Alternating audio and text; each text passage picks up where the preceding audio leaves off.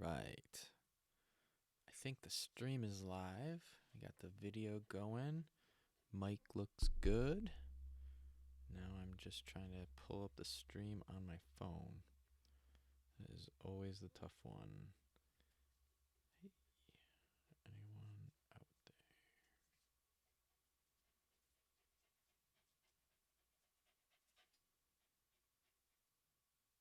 Just waiting for it to go live.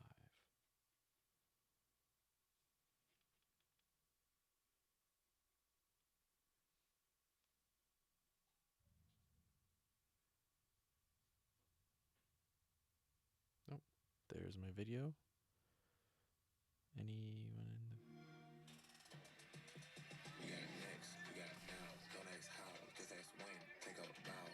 Let's mute that. The way I've got things hooked up tonight, audio is going to be going through my computer because the video is going to go through my computer from my phone. So we get the pleasure of listening to our nightly Twitch ad, which it looks like this time it's NBA 2K20 that's advertising. It's pretty cool.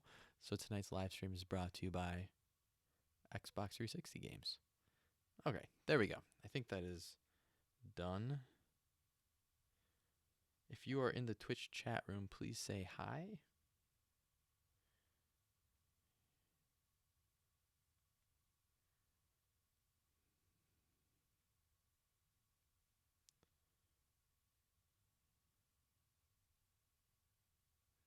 Yeah, I'll give it a little bit longer. I don't see anyone out there quite yet. I'm sorry for canceling last week's stream. Stomach bug came through our house. It was not very fun. But I'm feeling much better today. Actually, I think today's the first day I felt 100%, so that is good. I was thinking about moving it to later this week because I thought there was only one vote for tonight, but I had misread the graph, and it turned out that tonight, Monday night, was the night that worked best for everyone. So we are here on a Monday night. I think this is my first Web 2 stream on a Monday in quite a while. Let me bring up my face and my screen at the same time. And Twitch is acting up tonight. I usually get to see a list of who's in the room, but every time I tap on the viewer list, it says it couldn't load the list. But it does show a number there, so I don't think I'm the only one.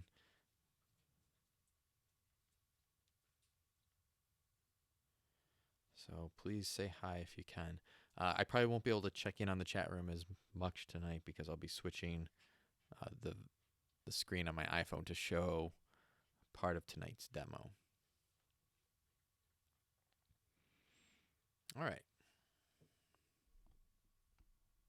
Put that down. So the goal for tonight is to talk about Bootstrap 101. And as I was reflecting on what was going on in the week 2 live stream, I realized it was primarily going to be a demo of the web inspector. And anytime I show something like Bootstrap, I naturally reach for the web inspector to just find tags and find the CSS that's being applied to those tags. So I think considering that everyone in here has taken Web Design 1 very recently, I think you're going to be able to follow along with how I use the web inspector. I did look in the web inspector activity that you did last week, and everyone participated in that. You guys picked good responsive websites to inspect. I hope that you found that the responsive design editor was very helpful at showing you what the web page looked like on different screen sizes. It's a little bit better than clicking in the bottom right and dragging it like I used to do all the time. So I'm not going to spend a lot of time introducing how to get the web inspector opened. I'll leave that as an exercise for you to try on your own. If you do have questions as I go along, just mention them in the Twitch chat room or in the Slack chat room. One thing that I wanted to mention as a reminder for everyone is we have a very small class, and I think that is a superpower for us. We can all just chat in one Slack channel without having to worry about too many messages going back and forth. So a few people have been messaging me individually, and I really want to encourage everyone to just put those questions and those comments right in the main Web2 Slack channel. I think everything will go fine that way, and we can start a conversation going. I've been really excited with what I've been seeing. And so let's start pretty much our second big unit, Bootstrap. And that's going to help us build responsive web designs, which is what we were talking about in the first week and the second week. I think last week you were able to also do some exercises out of the book that had you building the Black Goose Bistro again, giving them like a responsive menu, some writing some media queries that had some elements appear and disappear at different screen sizes, had images fully responsive. It required a little bit of CSS. It was nothing too bad, but what I want you to know is that it's actually common for web designers to use existing CSS to speed up the process of building a responsive web design. And the most popular CSS framework out there today still is something called Bootstrap. It's on version 4. In previous versions of this course, I've taught Bootstrap 3, and a lot of my own personal work was built with Bootstrap 3. So Bootstrap 4 is still pretty new, all things considered. I think it only became like officially launched with the final spec like right before I taught the class last winter. So we're still in the early days of that. I think Bootstrap is pretty popular still, regardless of what version you're looking at. And if you want to be designing web pages that are responsive, you can't go around choosing Bootstrap. What's funny is I'm actually full-time at Schoolcraft College now, and when I was poking around their website, they don't use Bootstrap. They use the number one competitor to Bootstrap called Foundation. So maybe as I get more comfortable with that, I can share some links to show you the differences between Bootstrap and Foundation. But what I've discovered so far is that even the other CSS frameworks that are out there offer a lot of the same features as Bootstrap. And it all usually leverages on making a website look good on a variety of devices, starting with mobile first design. So how does Bootstrap work? Well, before I can show you its CSS, I need to just really hone in on the concept of the viewport. The viewport, as you've been reading about, and maybe as you've been playing around, is a concept that's pretty abstract because you don't really think about it when you're using a web page. You look at this web page that I have open right here, and you see content, right? Well, the viewport is just the name for what's the size and shape of what I currently see. It's not the whole website from top to bottom. It's this, right now it's this shell, this square rectangle outline that has content in it, and I can scroll the viewport up and down. When I'm on another device, the viewport might not be the exact same size. If I'm on a mobile phone, for instance, it's not going to be this wide rectangle. It's going to be a tall rectangle. That's like the most striking difference of mobile phones. And I still remember the day that the iPhone was launched, as I watched the keynote myself. Steve Jobs showed the New York Times website, and I love showing this image. Over here on the right-hand side, floating above my head here, this is like an original screenshot of some of the promotional materials that they use. So you still see the same iPhone home screen with app icons to launch, but the most remarkable thing that I saw that day as a web programmer was a website in my hand, in my pocket, right? And it wasn't some really watered down text only view of a web page, which is what old flip phones were showing at the time. No, it was full color, beautifully rendered photographs, the actual headlines on the New York Times website.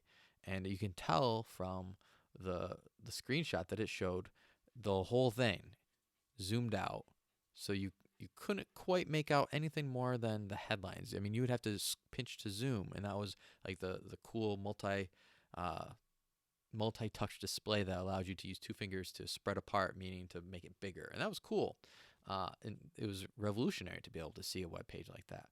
But it wasn't very long, maybe a couple months, before we realized that it was kind of a pain to read the New York Times and to be pinching to make it bigger and then scrolling left and right to be able to actually read an article, and then going to the next page and having to re-zoom in all over again. So web designers, out of necessity, started thinking about ways to design a web page that would be zoomed in to begin with. Still have the beautiful photography, beautiful design, but really optimizing the reading experience, especially on a journalism site or on a blog site.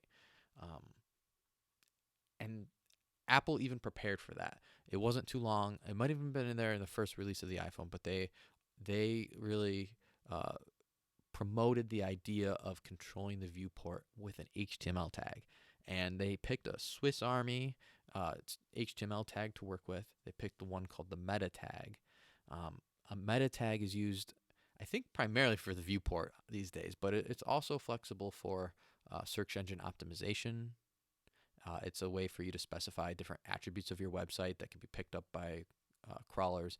The, the way Apple introduced the viewport tag with Safari was, hey, web designers, if you know that your website is going to be optimized for a phone and you don't want the viewport to be this default zoomed out look, which they were pretending to show a whole desktop screen. That's really what they were trying to do with this iPhone screenshot. They were trying to show what you would see on your desktop on a mobile phone size. So they actually, by default on the iPhone, pretended every web page was like 960 or 1,000 pixels wide, and they would show that wide of content. When you were ready to optimize your web page to work on a mobile first design, you could say, I want you to use the whole width of the viewport to be, or the whole width of the device to be the size of the viewport. That's where this viewport tag comes from. So if I go back to the front page of Moodle here, if you just look at the code for this meta tag, let me scroll it up here a little bit and make it a little bit bigger. The name of the meta tag that we're creating is viewport. Content are the parameters or the configuration that we're sending for the viewport. So we are telling the browser, we're giving them a hint with our web page saying that the width of the viewport, we're going to want to set that to device width. So that changes what Safari was going to do otherwise to be like a 960 pixels and set it to be whatever the width of the device is. And that varies by phone. And we're also going to send another parameter of initial scale to 1.0. So it zooms in, it doesn't zoom out all the way. And I had linked inside of Moodle some examples on my personal website.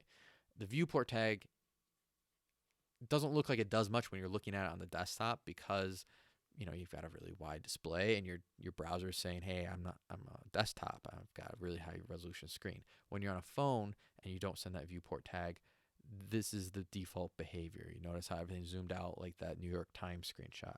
If I can zoom in and scroll around, which is very nice, but you'll notice that once I do that, if I want to read the sentence, it doesn't wrap down to the next line. I actually have to scroll back and forth to read this content, which isn't great.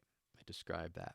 So with one viewport tag later on a web page, this is that same content telling the browser to set the viewport to the device width. In this case, is like 400 some pixels. That means that this paragraph now wraps from here down to here. And if I were to rotate my phone, the CSS is reevaluated. So now the width of my viewport is much wider and the text wraps from left to right. And what's interesting about even like the newer iPhones these days is the viewport actually is even more important than it was before, because you see on the left-hand side, I've got this notch on my phone that's cut out. So the viewport actually now has like these additional safe areas where it's wanting to make sure that the text isn't going to be put underneath that notch and cut off by default. So the viewport is a very important tag, very powerful. What I need to be sure to warn you about, and what I think the Bootstrap version of the meta tag tries to do, is really tell the browser, no matter what, to not shrink to fit the content by default. Now, in my exploration on my phone, I've not really been able to see a difference when I add that part to the viewport meta tag. But what I will tell you is if you were to send that viewport tag, and here's that same paragraph wrapping, but then you were to have one image on your web page that didn't have that max width property that you used in your textbook last week, that image would be allowed to take up the whole width of the web page. And now I'm still scrolling left to right, which is never good on a mobile design. And it's my belief that part of what Bootstrap does here in providing this shrink to fit equals no, I think there are some Android browsers out there that will actually notice when there's content like this that scrolls over left and right and will force it to zoom out just to show everything. Now, the iPhone doesn't behave that way, so I think I'm really just reading the definition of this and hoping that I understand it.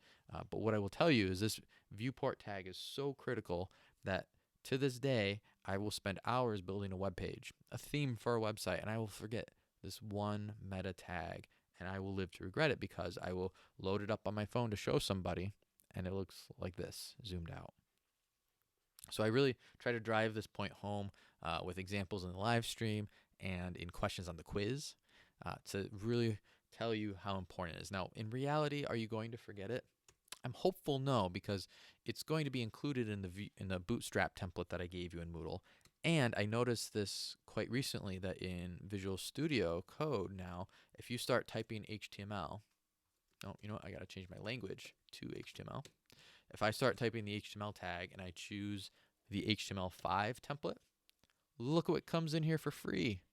It's that viewport tag with exactly what I need in there. So I think you'll probably include this just by default now, which is great. So that is the viewport tag. Let me check back in on the chat room, see if anyone has any questions. All right, I'm not seeing any questions. One thing that I think I've been asked in the past is how can I tell if I've missed my viewport tag if I want to open up my web page on my phone. Later this semester, we will cover how you can create a server to host your web page, and that would allow you to visit it from your phone. But I think everyone in this course used CodePen in Web Design 1.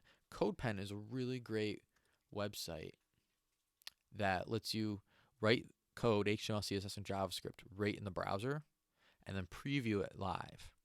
And if you save your CodePen, you'll actually get a public URL that you can then visit on your phone. And as you're making edits to your web page, you can preview it on your phone. And with that preview link that's available, you can actually see it full screen. And I think that would let you see very clearly if you were missing the viewport tag or not. So I definitely wanted to mention that. All right. So with my viewport lecture out of the way, let's talk more about Bootstrap.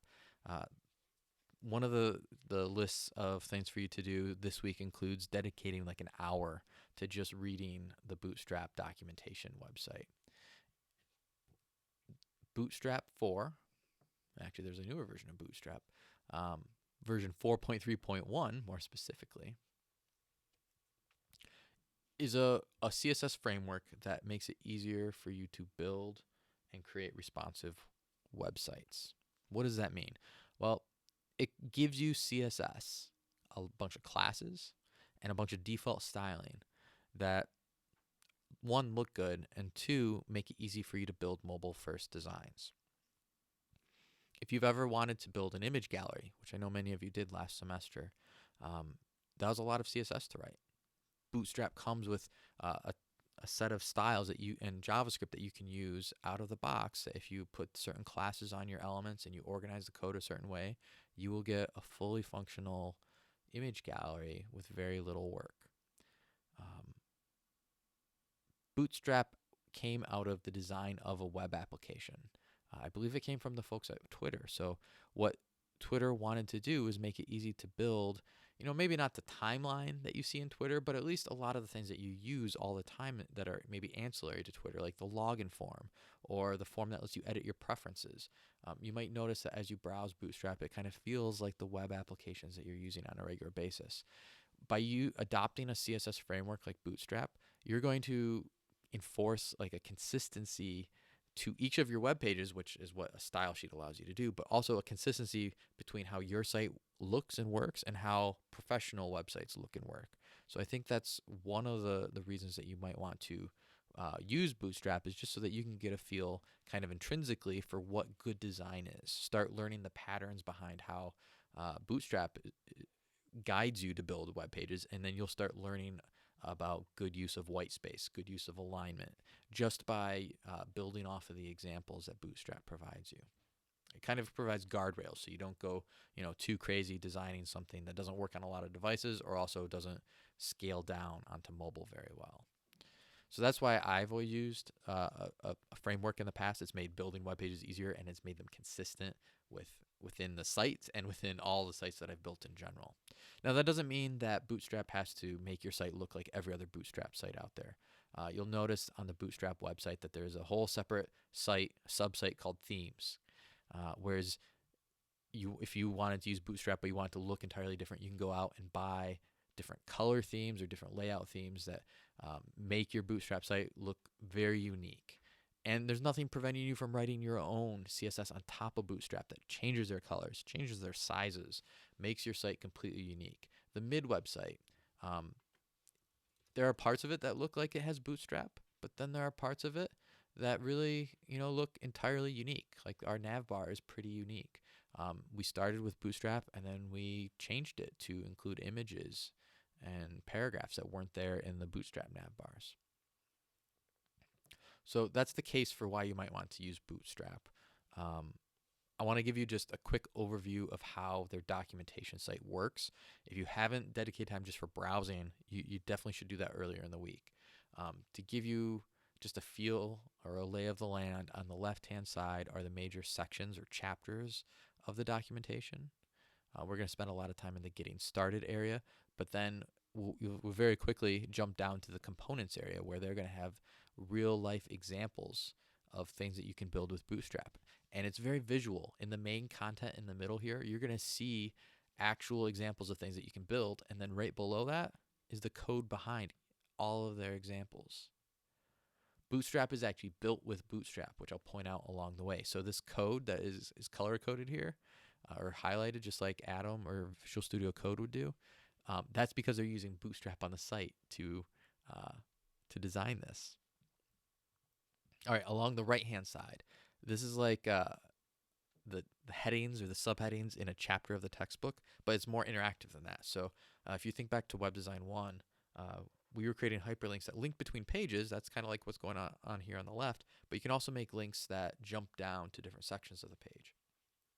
So if I go back to getting started and I click on the starter template, that jumps me down the page. It actually scrolls me down the page to the starter template section. So that's what the right-hand navigation is going to do. And I should definitely mention, I can't believe I almost forgot, in the top left, there's a search box. One of the questions that I get a lot around this time of the semester is, what do you mean by code highlighting? Well, I'm talking about how this code is highlighted here, but if you search in the upper left for code, just code, look at all the examples from this documentation that were pulled out by the very fast search. So if you want to just jump line to inline code, it'll scroll you down to the code page, which is underneath content, and actually jump you down to inline code, that section. And so right here's the answer. So here's a paragraph, and then this text that's a monospace. Every character is the same width font. Around section here, that's in pink. That is because they wrapped literally the code tag around the word the less than sign, section, and the greater than sign. So in your project this week, when I ask you to do code highlighting, I helped you find the example by searching the Bootstrap site. I think I already mentioned that as you're scrolling up and down in these examples, there is a copy button. If you click on any of these copy buttons, then you can paste it right into Visual Studio and then start tweaking it to be more like what you want. But this is often a way that I get started building something, is I'll take the example from the Bootstrap documentation. Might be small, it might be big, and then I'll adjust it to be what I want along the way. I used to work with someone who referred to that as copy pasta. And I'm not sure the origin of that, and I'll leave that to you to Google to see if other people have come up with that term before. I mentioned Bootstrap is a CSS framework. It actually also includes JavaScript too, and that's partially why some of this is so interactive. As I hover over this copy button, you'll see this little thumbnail, this thumb. What is it called? It's like an overlay, a tooltip. There we go, a tooltip that appears that says copy to clipboard. All of this was actually built with Bootstrap as well. So it started with mostly CSS, but Bootstrap very quickly became this whole suite of things that you commonly use on a web page, and a lot of that has interactive elements to it, which is pretty cool. As I start poking through some of this, if underneath content, a place where you're probably going to spend a lot of time is tables. I ask you to build some tables, and you'll see that just by adding a single class to the table tag of table will get you a lot of things for free. It'll give you lines between rows. It'll get you a good amount of padding and margin and really white space in between each row in the table. And if you were on the tables team last semester, you probably remember me sharing like an animated GIF of my recommendations for designing a table that's easy to read. Bootstrap takes all of those recommendations to heart, and they have so many variations. So this is just what the plain table looks like. The the table headings, get bold by default. Um, you'll see that very quickly. You can change the look. After you have that table class, you can add yet another class of table-dark, and it changes it to white text on black. You scroll down, you can actually mix and match some of those appearances by changing the class on the row or on the table head area. A lot of people want to add different alternating background colors so that it's easy to read and separate the rows. That's called striping, and you can add a single class to your table to the T-body section that will stripe those rows. Of course, that's also available in the dark theme. You can control borders. If you don't like all of the borders, you can remove them with a table borderless class. So if you want to see an example of that, here's the table tag, and then the classes that you put on that table are table to get the base styling, and then table-borderless will add CSS that removes all the borders by default. This is the one that I love showing. So many people want to have this big data table, but then as you're trying to read from left to right across a single row, you kind of lose track of whatever heading was on the left. So if you actually hover on these, if you add a class of table-hover, then you get this for free. You can just hover on any row and it will get highlighted for you. It's actually a nice accessibility, just a add-in to make your tables easier to read. Yeah, if you don't like all the white space, you can use a smaller table. It gets rid of some of the padding and white space. It's really amazing. So you started browsing, you've committed some time to this. How do you get started? Well, let's jump back to the Getting Started page. And you don't have to download any files. You can actually just use a single CSS link tag that they provide you to use the code that they give you off of their content delivery network, which is just a fancy name for a bunch of servers that they host. And you just use this URL to access their style sheet. So I'm going to copy this to my clipboard. I'm going to go over to Visual Studio here.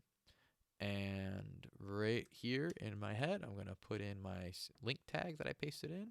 And really quickly, we're going to need like a heading, hello Bootstrap. And we'll add a paragraph. And, let's put in some of that code tag stuff. Here's, you probably can't see that. Let me scroll that up. Here's a tag surrounded by code. And what tag do I want to write in here? I'm going to write the HTML tag, but I need to also put the greater than and less than sign. So I believe that's an ampersand, and it would be a less than sign to begin with, and a greater than sign. What's cool about Visual Studio is it has autocomplete, and it will show you the options that you have available, and off to the right it shows you that it represents that greater than sign, which is what I want. So I'm just going to save this to my desktop. Bootstrap test, and let's bounce back to Chrome and open up my Bootstrap test page. And here we go. Here's my heading 1 that looks all pretty, and my paragraph with the very pink, very monospaced HTML tag, all for free from the styling that I did not write, that's hosted by Bootstrap.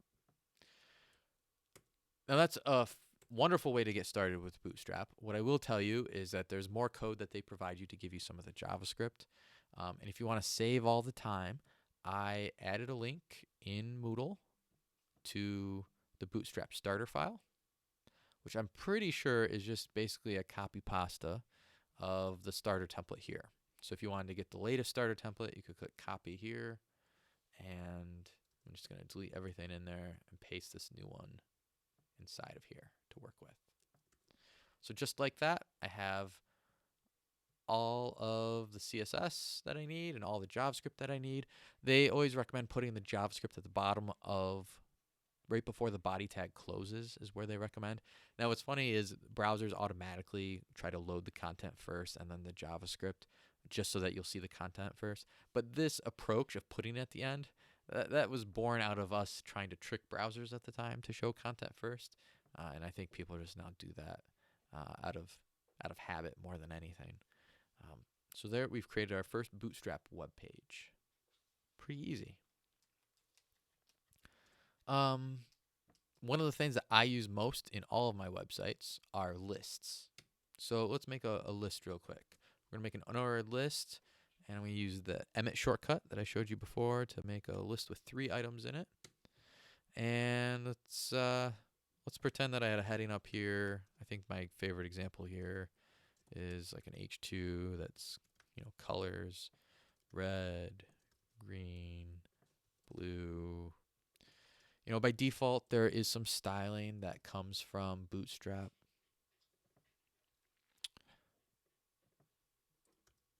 Oh, look at that. It's not showing my file correctly because it has got that HTTPS there. You know what? That made it even worse. Oh, it is showing it right. I'm sorry. I didn't have the pink HTML tag there anymore. So it is right. So anyways, here's my list of colors. A lot of people love the default styling on the list, but there's a lot of reasons that you might want to use a list and actually not have the bullets or the numbers. So you used to have to add a bunch of CSS properties to get rid of the margin, to get rid of the bullet itself, to make it unstyled. But Bootstrap very nicely provides the list unstyled class that you can put on a UL.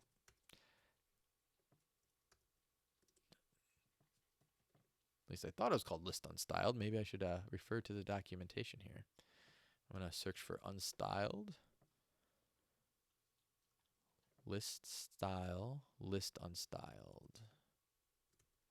Did I get it right?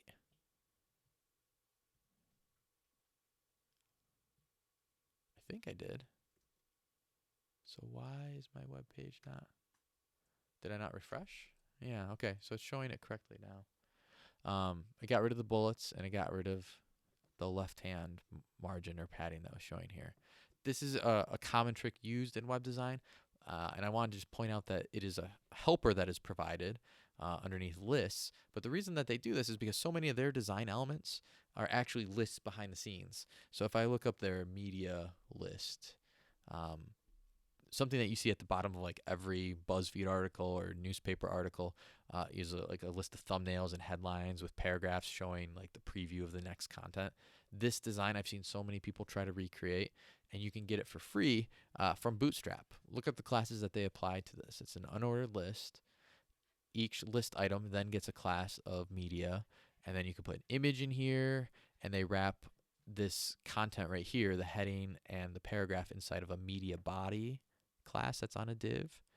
And then they have these helper classes built into here, mr-3, mt-0, mb-1. These are shortcuts for controlling margin.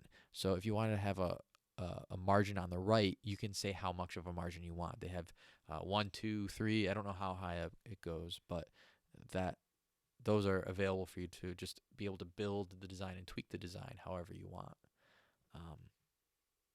So I thought that was pretty sweet. And it's just a list with some divs underneath it. So when we were using the web inspector way back in Web 1, you probably remember seeing divs all over the place.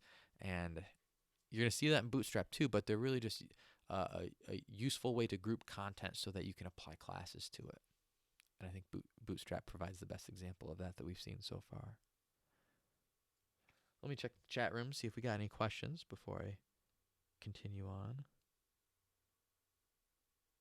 Hey, sweet, we got a few people. Any questions about Bootstrap so far?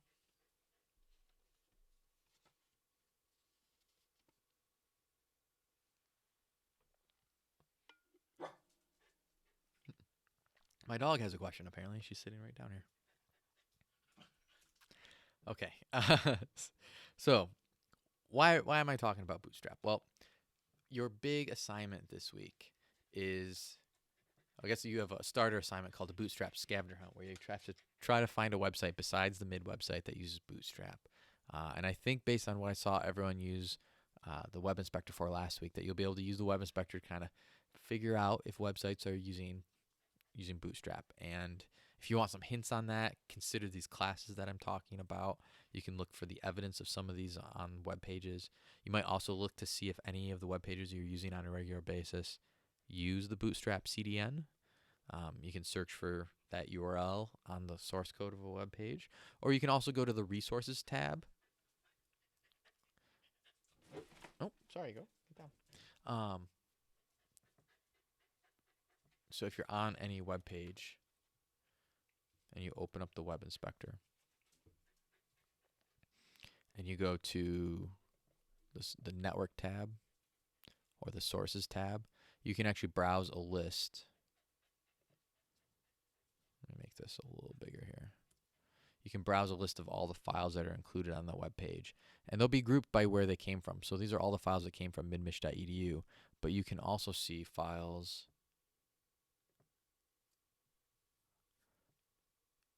You can see files that come from other URLs. So here's the admissions application for mid. It uses Bootstrap. In fact, if you click Start Application, this form is one of the very bootstrappy forms on the website. Oops. And you can see where the CSS and JavaScript are coming from. So what you can look for is Bootstrap to be listed here as you're trying to find if a site was built with Bootstrap. So let me close that here. Oh, I could have even opened up the Web Inspector on this example here, right? Because here is that stack path, that bootstrapcdn.com, and here's the Bootstrap folder, and here's the version of Bootstrap that we're using, and here's that bootstrap.css file that's being included on our website. So the Web Inspector can help you with that first assignment. But the main event is your Bootstrap challenge, and this is a bigger project in the class. You're going to have 2 weeks to work on it. The first week, I want you to use the basics from the Bootstrap documentation. Build a web page that uses Bootstrap and focus on just a few elements. I think I highlighted in this draft that you should do requirements 1, 4, and 5. So 1 is building the Bootstrap page using the Content Delivery Network CSS that they gave you. 4 is demonstrating a variety of typography styling that includes headings, the body text, some inline styling that you can browse through their site to see some examples of. Transforming case is an interesting subset. There are helper CSS classes to make things uppercase or title case. Oftentimes, if you're reading headlines on a website, they might decide to make all of their H4s uppercase. We did this on the mid website. You can do that with CSS so that you don't have to shout or write in all caps as a writer, and then that gives you the flexibility to change that style later on to not make the headings all capitalized.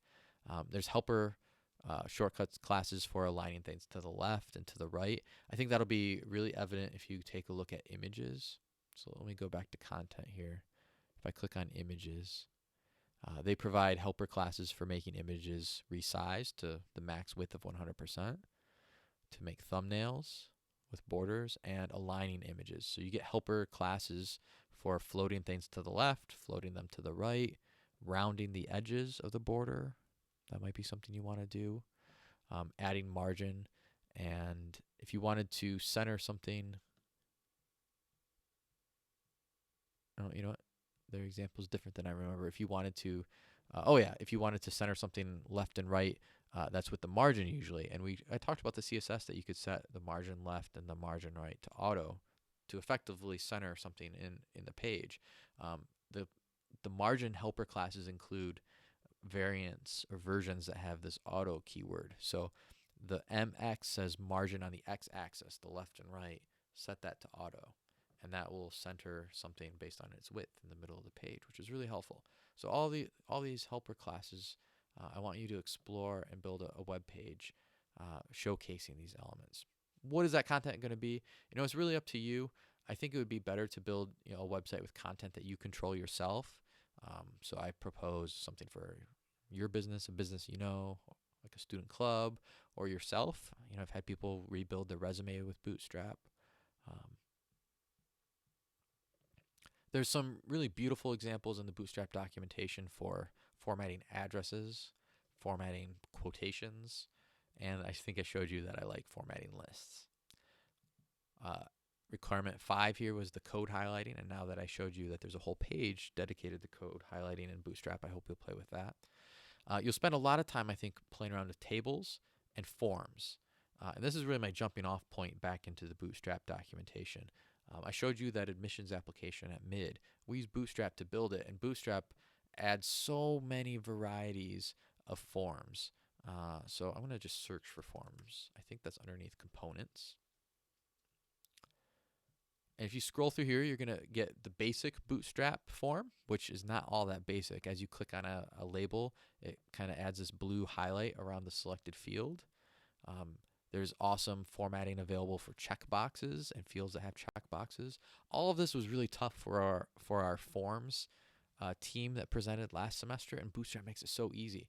Now, I will warn you that it does result in you using a lot of divs to wrap and to organize your content, but I think that makes sense. I think it makes sense that this section from email address down to this text about the email address field are all going to be wrapped in a div. So if you take a look at the HTML down here, there's a form tag, and then within each form, there's this div class called form group that groups each of these inputs together. You get the label and you get the input, and then you can even add this help text down here. They've got form-text and text-muted that you can combine to have just light text that kind of just is something that helps the user figure out what they're going to type in there, or has explanations of what your requirements are.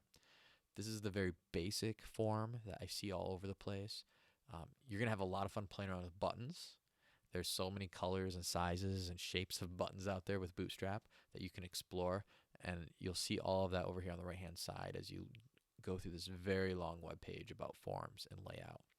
I know a lot of people don't like forms that have the labels on top of them, so there's variants. If you scroll down, you'll see that you can choose to have, besides all the sizes that you can control, you can put labels on the left here with some layout, or you can do inline forms where actually the label for what you were supposed to type in appears inside of the box. All of this is possible if you read through the Bootstrap documentation. But I just want you to get started. So pick a few of these. I would say anything that you're comfortable writing the CSS for already, start doing it with Bootstrap just for practice. Next week in our next live stream, I'm going to talk about designing with grids, and that's really the whole other half of the power of Bootstrap is their built-in grid framework, and we're going to talk about that next week. Start playing around and exploring some of those other components that are available, including the navbar. The navbars that are available in Bootstrap are extremely customizable. This purple bar up at the top is built with Bootstrap. So if I scroll down here and look for navbar, first of all, they have different varieties of navs. So like a left-hand nav, right-hand nav, they have like different types of different appearances for navs that are based on lists. And then they have something they call the navbar, which is essentially something that you're going to have one of on the whole site that maybe sticks up to the top, that has links that appear on the left, that have a logo, that have links that are floated to the right, and even more importantly, change as you resize the web page. So notice how the main links are listed spaced out here, and then there's this hamburger menu that has more navs slide in and slide out. You can build all of this with Bootstrap. So start playing around and exploring. This introduction is probably insufficient for what you're going to need to do. Experimentation is going to get you a lot of the way, but I wanted to make sure you have other resources available. So I picked a couple things. There's a really great Bootstrap 4 course that used to be called lynda.com, now it's LinkedIn Learning. Ray Villalobos is amazing. He's built a lot of web design courses. I think I've referenced a few of them in Web 1. This is a very detailed look at Bootstrap 4. It's 6.5 hours long right now. You do not have to watch the whole thing.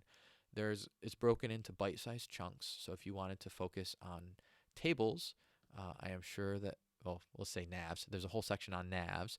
I'm sure there's at least 1 or 2 videos in here about tables. Right here, table styles, 8 minutes. So these are bite-sized segments that you can use to get started. But I wanted to provide some alternatives because I know a lot of people wanted something more than just a video. And what I found was a resource that was I think it was part of the free code camp series of tutorials. They sponsored someone to build this Bootstrap 4 course, and it's video based. It's 11 lessons in an hour, but if you click on each one, you'll see that it's actually a code editor that has this little preview window, kind of like what we have set up with the web inspector, and you can actually edit the code behind it, and it will update the preview. And as you play the video, they'll do some editing of the code, and you can do some editing of the code. And I like your feedback on whether this is a good way to learn Bootstrap. So that resource is available for you too. Uh, when you're playing around with Bootstrap, I think you're going to spend a lot of time in the components area. I haven't done it justice. I really haven't. Carousel is like that photo gallery that I talked about earlier. I'm going to scroll down to one of their more complicated examples. You can have these little icons that represent how many images there are, and they're clickable. And you can go left and right through the images. You can use your keyboard to go between images. You can create, they're collapsible. Let's see. They're not cards, badges. They're not modals. What was the one? I call them hide-a-boxes. I always have a hard time knowing what they're called. Oh, they're just called collapse. I must have scrolled right by it because it was by Carousel. Essentially, that concept of clicking a button to show more content, or clicking on like a greater than sign to have it animate down to show something different. We did that with Hide-a-Box with our own JavaScript, but Bootstrap comes with a really accessible, awesome way of creating these collapsible sections of content to power things like their nav bar. But you can actually just copy this whole chunk here and build your own collapsible content really quickly. So I wanted to point that out. And make sure you spend some time just marveling at how many different buttons you can create with just a few CSS classes. Big, little, warning, different colors, just plain links. You can build all sorts of amazing toolbars with the buttons that ship with Bootstrap. Maybe you don't want bright colors, maybe you just want the outlines. It has so much flexibility. All right. I think that is the end of our live stream. I went a little bit longer than I expected tonight. You will need to document your learning in a journal. It's a little bit different than your normal journal because there's such a large component of independent research here and exploration. I want you to talk about what resources you use so that I know what works well, so I can make adjustments for the future. And I also want you to kind of step away from what you've worked on and summarize what you find yourself using. What HTML tags and CSS classes did you actually end up using? What code did you write yourself? And start thinking ahead to like how you're going to build that nav bar. If you haven't built it yet, because I didn't tell you to focus on that this week, maybe describe what you think the process will be. And share your favorite parts of Bootstrap because there's so much to love, and I'm very curious what you use. Let me check the chat room one last time to see if there were any questions. Nope, doesn't look like there are any questions. Thanks for hanging out tonight, and I will see you next week. We're going to be moving into grids, which is an amazingly complicated and powerful section of the Bootstrap documentation called layout. So I promise we'll see you again next week to talk about that. Good night, everybody.